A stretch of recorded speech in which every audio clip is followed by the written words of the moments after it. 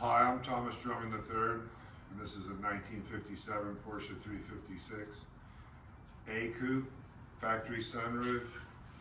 Cardex shows it's born aquamarine blue with red interior. We kind of made it custom this year. The first one I've done, we took a stock car, added the external gas filler with the raised neck to accommodate the cab. 55 Speedster, factory front, headlight grills, the Carrera GT style bumpers, the 550 style mirror. We louvered the deck lids, you'll see, and put a full flow air screen in the rain tray to allow for better breathing, heating, and cooling. Sport muffler. It's got a John Willhoit 2.2. You can peek in there and see the body color painted roll bar.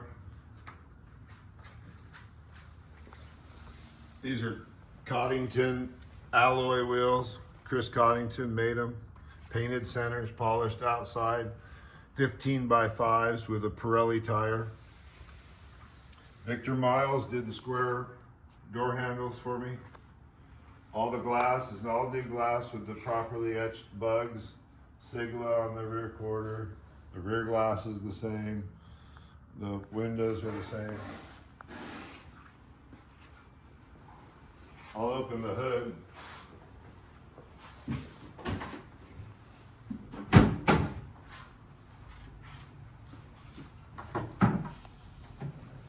See how the center fill tank works with the overflow tray on a stock gas tank, C wheels, jacks in the jack stand. So we try to keep it as stock appearing as possible with the period modifications from factory cars. You can't see it, but when we lift it later, you'll see the Super 90 compensator bars underneath. Four-wheel disc brakes, speedster seats,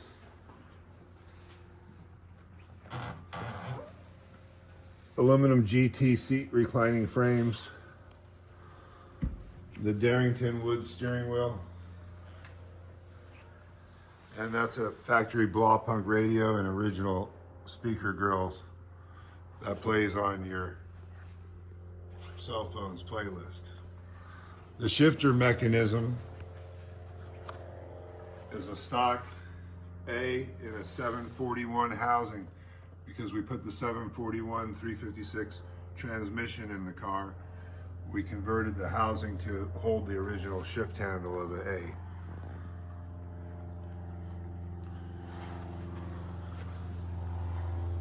A. I'll show you the engine. John Willhoit's 2.2 motor with the 2.2 liter pistons and cylinders, his crankshaft, the Corolla rods, the big carburetors. It also has, well, it looks stock in appearance. It has a 12-volt electric fuel pump under the floorboards hidden, and that pumps gas through the stock appearing A dummy fuel pump to deliver the fuel. In addition to the oil filter on the car, there's an external oil filter hidden underneath the rear quarter, and it has a screen mesh that goes around it. We'll show it to you better when it's up on the lift in a minute.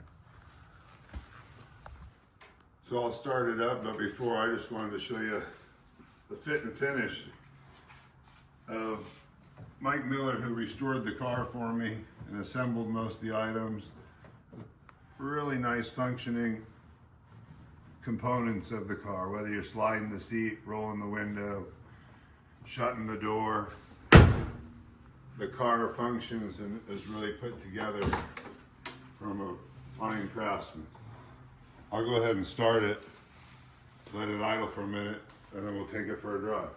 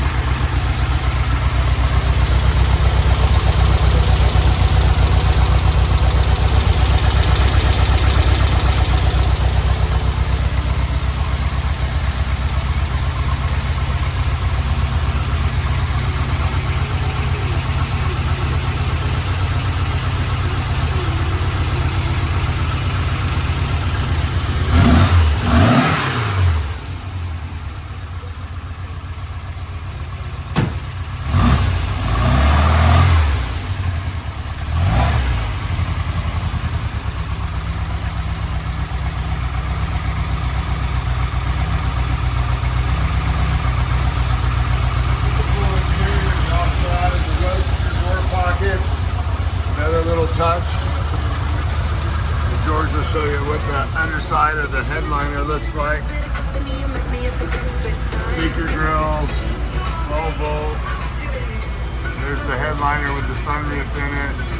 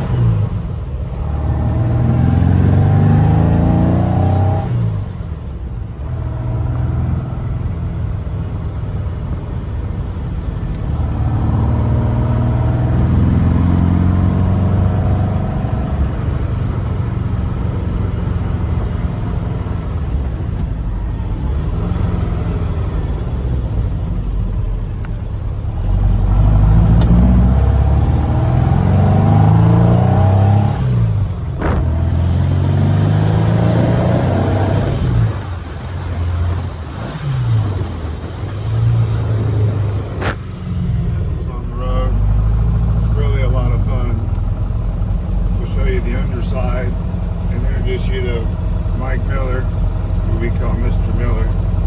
Been putting these cars together since 1965.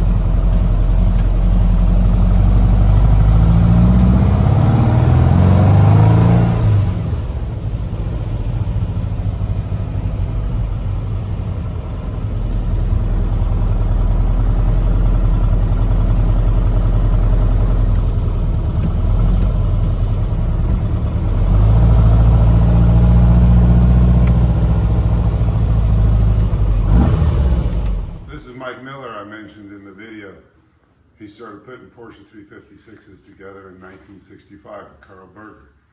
That's why I said the fit, the finish, the way the parts on the car function so well, because he's done it so many times.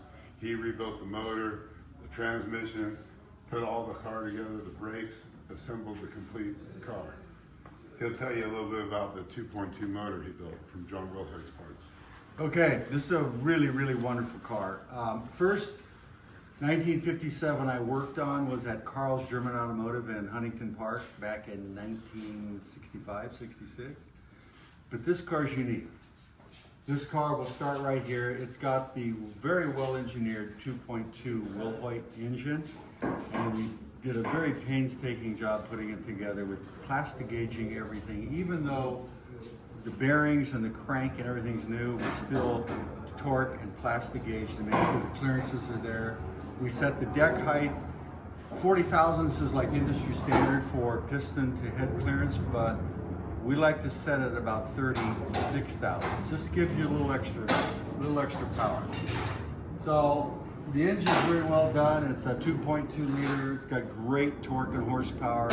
You can drive it like you're going to go to Starbucks and have a cappuccino, or you can lay your foot into it and drive it like you're going to win a Le Mans race. So that's the engine and power plant. It's real tidy, real nice. Came out very, very, very satisfactory. Then we move to the compensator bar that helps stabilize the car in cornering. That's right here. We still have to do a minor adjustment where we think it's going to fit. This coordinates with the spring plate angle. We set the angles at 11 degrees, which computes into just not quite a half a degree positive camber. I think we're going to maybe play with it and put it to 0. We're going to try to get the rear wheels at 0. We know how to do it. We're probably going to do that.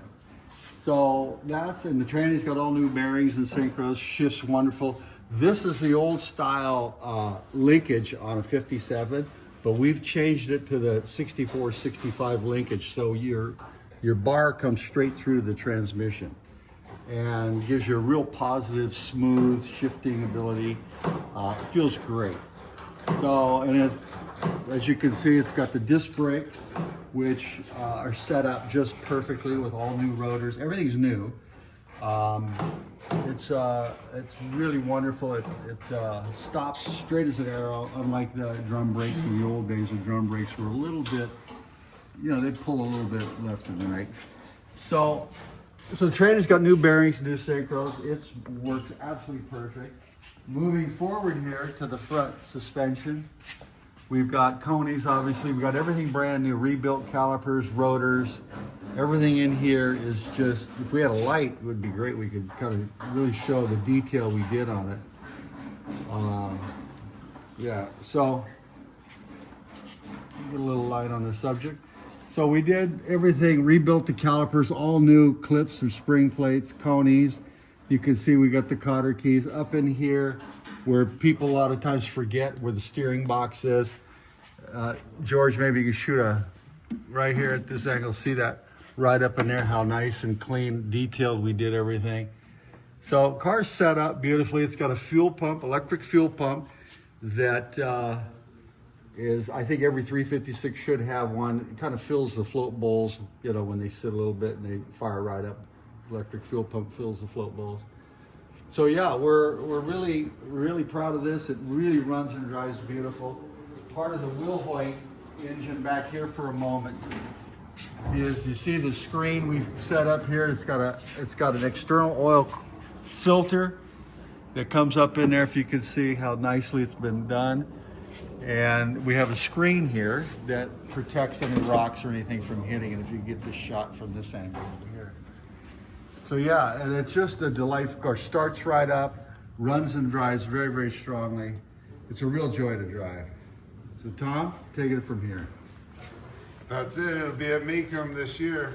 If you're interested, come take a look. Thank you.